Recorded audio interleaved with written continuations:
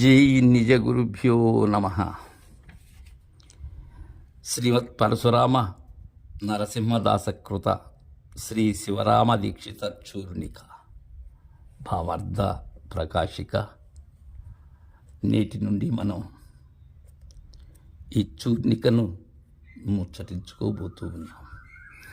చూర్ణిక అంటే సంస్కృతమున గద్యభేదము గల ఒకానొక కావ్య రచనా పద్ధతి. అలా రచించారు నరసింహదాసు గారు. మొట్టమొదటి చూర్ణిక శ్రీమద్గురు కరుణా కటాక్ష వీక్షణ విచక్షణ సంపూర్ణ ఋగ్యజుస్సామాధర్వణ తర్క వ్యాకరణ మీమాంస భాట్ట ప్రభాకర వేద వేదాంత శాస్త్రాగమ అష్టాదశ పురాణేతిహాస పరిశీలనం శిష్య జన పరిపాలనం. గురుదేవులు తన్ను ఆశ్రయించినటువంటి శిష్యునకు బోధనా క్రమం ఎలా తెలియచేయాలి అనేటువంటి విషయాన్ని గురుదేవులు పరశురామ నరసింహదాసు గారు మనకు ప్రథమ చూర్ణికలో, ఈ చూర్ణికలు అన్నిటిలో కూడా ఈ 9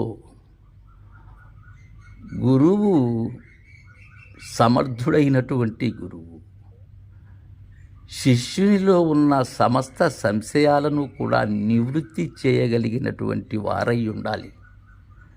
లేనట్లయితే గురు శిష్య న్యాయం కుదరదు. ఇక్కడ ఇంకొక విషయాన్ని మనం ఆలోచించాలి. ఏంటంటే మన మూల గ్రంథమైనటువంటి శివరామ దీక్షితీయంలో ఇవేవి మనకు కానరావు. కారణం ఏంటంటే ఇవన్నీ జ్ఞాన సంబంధమైనటువంటివి.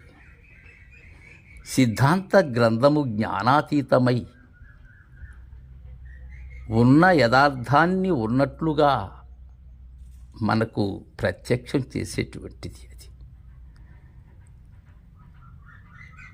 ఇక్కడ ఇది ఎందుకు తెలుసుకోవాలి? ఈ వేదములు కానీ, తర్కములు, శాస్త్రములు, ఈ పురాణములు, వీటన్నిటినీ ఎందుకు అంటే మహనీయులైనటువంటి శివరామ దీక్షితుల వారు వీటన్నిటినీ శోధించి ఇవన్నీ నాతో కలిగినటువంటివి అనే భావనతో శ్రీధరుల వారి చెంత చేరి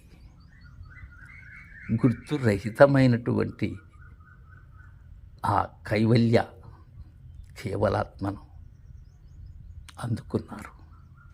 ఉన్న పరిపూర్ణాన్ని చూసి బృహద్వాసిష్టం అనే పేరిట మనకు సిద్ధాంతాన్ని తెలియజేశారు. ఇక్కడ ఆసక్తి కలిగినటువంటి వారు ఇవన్నీ కూడా తెలుసుకుని ఉన్నట్లయితే శిష్యులను పరిపాలించటం, శిష్యులకు కలిగేటువంటి అనేకమైనటువంటి సంశయాలను పోదొట్టడం చాలా సులభమవుతుంది. గురుదరి చేరాడు శిష్యుడు. గురువుకు సాష్టాంగ దండ ప్రణామాలు చేసి ఆ శరణన్నటువంటి పాదదాసుని చూశాడు గురుదేవుడు. చూసి కరుణా కటాక్షములతో బోధను చేసేందుకు పూనుకొని, ఏ బోధ? ఇది జ్ఞానబోధే. ఇది పరిపూర్ణమునకు సంబంధించినటువంటిది కాదు. ప్రతి విషయాన్ని గురించి సంపూర్ణముగా తెలియచేయాలి అనేటువంటి భావనతో మద్గురు కరుణ, గురువుకు ఉన్న రసం కరుణారసమే, మరి ఇది ఉండదు. శిష్యుని మీద అనంతమైనటువంటి కరుణ, కటాక్ష. ఈ కటాక్షము అనేది గురువు మన మీద ప్రసరింపచేసేటువంటి కడగంటి చూపు. అది మన మీద ప్రసరించినప్పుడే మనలో ఉన్న అజ్ఞాన అంధకారం అనే తిమిరం తొలగిపోతుంది. తరువాత వీక్షణ, అంటే దర్శనం, గురు దర్శనమే పరమపావనం, గురు దర్శనమే పరిపూర్ణం. విచక్షణ, ఇక్కడ విచక్షణ అనేది చక్కగా ఆలోచించటం, వివేకంతో ఆలోచించటం. ఆలోచన చక్కగా చేయాలి అంటారు సిద్ధాంతకర్త. మొదలు వంకరైతే తుదకెల్లా వంకరేగానే ఉంటుంది అని సంపూర్ణ, అది కూడా ఎలాంటి ఆలోచన, సంపూర్ణమైనటువంటి ఆలోచన ఇక్కడ నుంచి ప్రారంభిస్తూ ఉన్నారు నరసింహదాస్ గారు. ఋగ్ యజు సామాధర్వణ 4 వేదములు చెప్పారు. అంటే ఈ 4 వేదములు, ఋగ్వేదము, యజుర్వేదము, ఈ యజుర్వేదంలోనే కృష్ణ యజుర్వేదం, శుక్ల యజుర్వేదం, తర్వాత సామవేదం, అథర్వణ వేదం. ఇంతకు వేదము అంటే ఏంటి? ధర్మమూలమే వేదం. ఇంకా తొలి చదువులు అవి. వేదము అంటే జ్ఞానం, అది శివమైనటువంటిది వేదం. ఈ 4 వేదములు కూడా మనకు ఆదిలో ఇవన్నీ గీర్వాణ భాషలో ఉన్నాయి.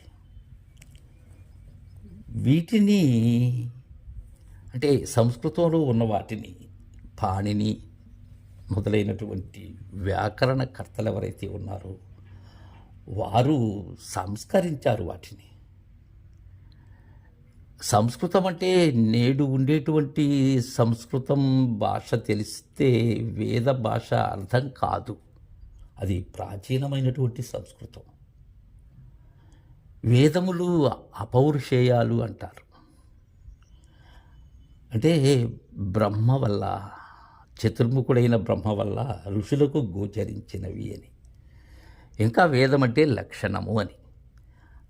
అలౌకికోపాయ బోధకత్వం వేదత్వం అన్నారు. అంటే లోక సామాన్యమునకు తెలియని ఉపాయములు ఏవైతే ఉన్నవో అవి వేదం ద్వారా తెలుసుకోగలం. వేదములు అవి ఋషిప్రోక్తములవి.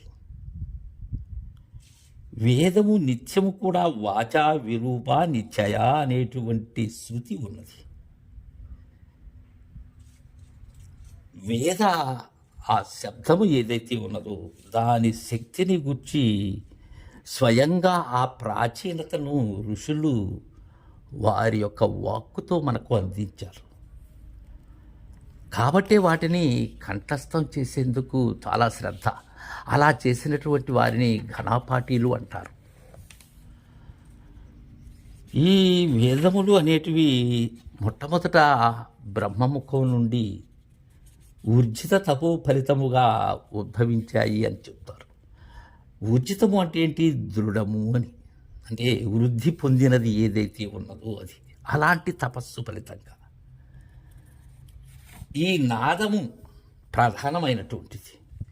ఇది చరాచరాలన్నిటిలో కూడా అంతరంగా బాహ్యంగానూ ప్రవర్తిల్లుతూ ఉంటుంది. పరమేశ్వరుని ముఖతుల్యమైనటువంటిది అథర్వణ వేదం. సామవేదం కూడా పరమేశ్వరుని ముఖమే. యజుర్వేదము హృదయం, ఋగ్వేదము పరమేశ్వరుని ప్రాణం. ఈ వేదాలన్నీ జ్ఞానస్వరూపాలు. ఆ జ్ఞానమే ఈశ్వరుడు. ఈ వేదములు పరమేశ్వరుని శ్వాసలాగా ఉంటాయి. ఋషులు వేదములకు కర్తలు కారు, కానీ వాటిని ఆవిష్కరించిన వారు ఋషులు. ఈ వేదంలో మంత్రములు అంటే సంహితలని, బ్రాహ్మణములు అనేటువంటి 2 విభాగాలు. ఈ బ్రాహ్మణములే అరణ్యకములు అని కూడా అంటారు. వీటిలో ఉండే మంత్రాలు 4 రకాలుగా ఉంటాయి. ముఖ్యంగా 3 రకాలు ఏంటంటే యజ్ఞాలకు సంబంధించినవి, ఛందోబద్ధమైనటువంటి రుక్కులు, ముక్త కంఠమున వినిపించదగినటువంటివి, అలానే పాడేందుకు వీలైనటువంటివి. బ్రాహ్మణములలో తరచూ దేవాసుర యుద్ధాలు, గాథలు ఉంటాయి. అవి శతపథ అనే బ్రాహ్మణములో మనకు కానరావు. ఋగ్వేదంలో ఒక దగ్గర ఇంద్రుడికి రాక్షసులకు యుద్ధములు అనేటువంటి సందర్భాలు మనకు కనిపిస్తాయి. ఇంద్రుడు పలు రూపాలు ధరించేందుకు కారణం మాయ యొక్క ప్రభావమే. వేదమంత్ర భాగాలకు 4 బ్రాహ్మణ భాగములు వేరువేరుగా ఉన్నాయి. అయితే యజుర్వేద మంత్ర భాగంలో ఈ బ్రాహ్మణములు కలిసిపోయి ఉన్నాయి. తక్కిన వేదమంత్ర భాగమున ఇట్లు బ్రాహ్మణము కలవదు. ఈ మంత్ర భాగానికే సంహిత అనేటువంటి పేరు కూడా ఉన్నది. బ్రాహ్మణము కలిసిన యజుర్వేద మంత్రభాగమునకే న్యాయముగా సంహిత అనేటువంటి పేరు దానికి చెల్లుతుంది. ఈ ఋగ్వేదముకు, సామవేదముకు, అథర్వణ వేదములో ఉన్న మంత్రభాగాలకు సంహిత అనేటువంటి పేరు చెల్లదు. కానీ వాడుకలో మాత్రం ఋక్ సంహిత, సామ సంహిత అనేటువంటిది ఉన్నది. యజుర్ సంహిత యొక్క వాడుకను బట్టి వాటికి కూడా అలాంటి పేరు వచ్చి ఉంటుంది. అసలు సంహిత అంటే అర్థం సంధించబడినది అని. అంటే 2 వేర్వేరు వస్తువుల నుండి ఆ రెంటిని కూర్చినప్పుడే సంధానమని ఆ కూర్పునకు పేరు. బ్రాహ్మణాలు వేరుగా ఉంటాయి, మంత్రాలు వేరుగా ఉంటాయి. యజుర్వేద మంత్రభాగంలో బ్రాహ్మణం కలవడం వల్ల సంహిత అనే పేరు వచ్చింది. వేదంలో వామనమూర్తి ఒకే అవతారం మాత్రమే మనకు కానవస్తుంది.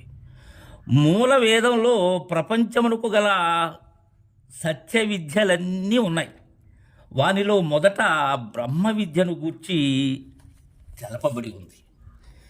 ఈ వేదాల్ని పఠించేందుకు ఉపనయన, శిఖ, యజ్ఞోపవీతములతో పఠింపవలెను అనేటువంటి నియమము ఉన్నది. మనకు ఋగ్వేదాన్ని పైలుడు, యజుర్వేదాన్ని వైశంపాయనుడు, సామవేదాన్ని జైమిని, అథర్వణ వేదాన్ని సుమంతుడు.